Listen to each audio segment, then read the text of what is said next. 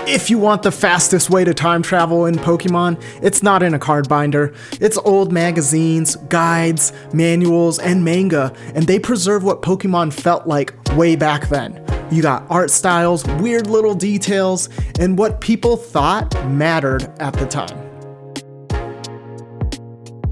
So welcome back to the Magical Magikarp, and you're watching episode 2 of Beyond the Cards, where we give you other ways to collect Pokemon where you don't have to prepare like you're gonna go into the Thunderdome.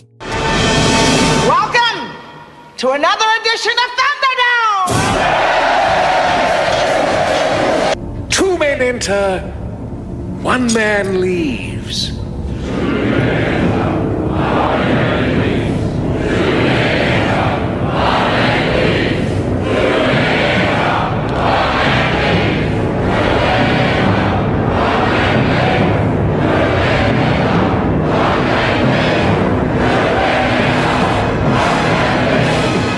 Today is about a part of the hobby that is a little bit more approachable and just as satisfying. And need I remind everyone watching that this is the 30th anniversary? Print collectibles are going to be one of the best ways to celebrate that because paper preserves the culture around Pokemon. It's going to preserve the hype, it's going to preserve the intensity of this year, and 20 years from now, who knows what it's going to look like.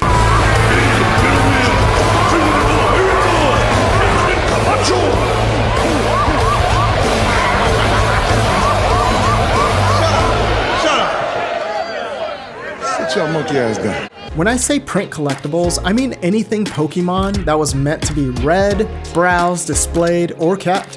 We're talking magazines, official guides, instruction manuals, manga, art books, reference books, and smaller stuff like event schedules, programs, or even handouts at events. So let's start with magazines because they're the most time capsule-y. They capture what the conversation was at the moment, what was new, what was hyped, and what the art looked like. Some of the more iconic items within this category, Koro Comics from the 90s. It's tied to Pokemon's earliest momentum, including the famous legendary Pokemon Offer Mew contest coverage, and the early post-launch period, Pokemon Power mini magazines. This is a short run that came in inserts in Nintendo Power volumes 111 through 116. People love these because they're very in the moment, and the insert factor makes them easy to lose. Something that's out today, Time Special Edition Pokemon 30 Years of Pikachu, a modern anniversary print piece that already reads like a collector item. Don't forget, there's multiple covers to each of these. And yes, all the insides are the same. And this one really brings you back.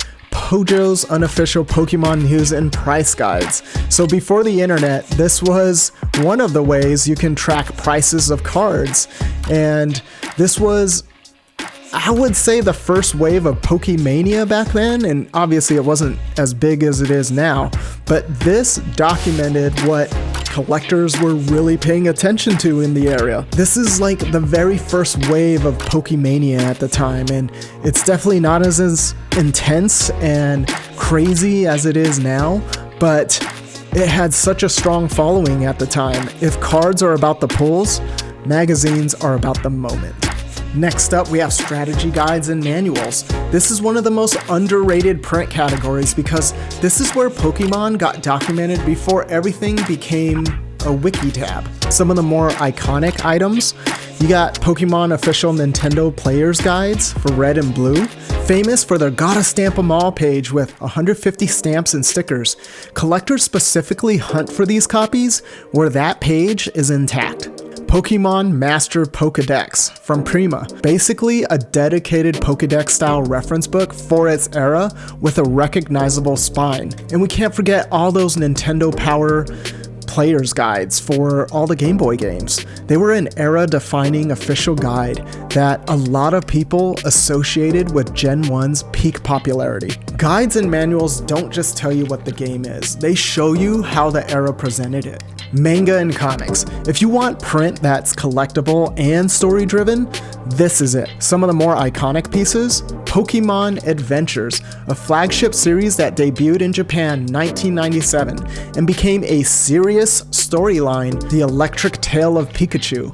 Historically notable because it was one of the first Pokemon manga officially translated into English. Pokemon Pocket Monsters, Kosaku Anakubo. Manga is Pokemon collecting that reads like a Pokemon life. Art books and reference books. This is where you go if you like collecting Pokemon for design, official values, presentation, and world building. Some iconic items in this category: The Art of Pokemon, the first movie. This is a super recognizable movie era print piece.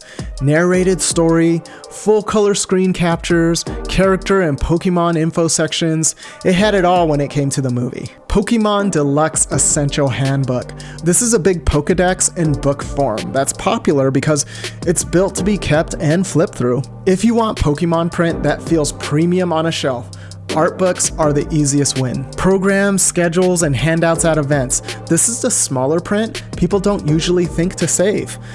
This is stuff that's meant to be temporary, and which is exactly why it becomes very special later on. Some iconic things in this category. Official play Pokemon documents. They're definitely not glamorous, but they're real history. They're artifacts with mark how organized play was given at the time. World Championship schedules and maps. Pokemon always publishes official schedules for worlds, and these are the kinds of things that people print, annotate, or even keep as souvenirs. Handouts and pamphlets are exactly where collections start to feel real personal, because it's what most people never think to keep. So here's a quick recap. Print collecting breaks into about 5 buckets. Magazines, guides and manuals, manga and comics, art books and references, pamphlets and handouts. And the reason it's so satisfying is because paper holds context.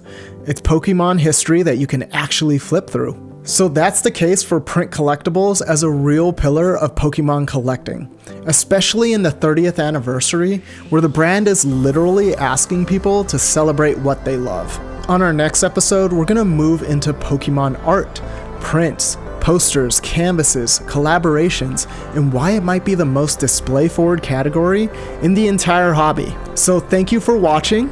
I really hope you enjoyed this episode and maybe expanded your collection aperture a bit. So please, if you want to follow the series, hit the like, subscribe, and I'll see you next time.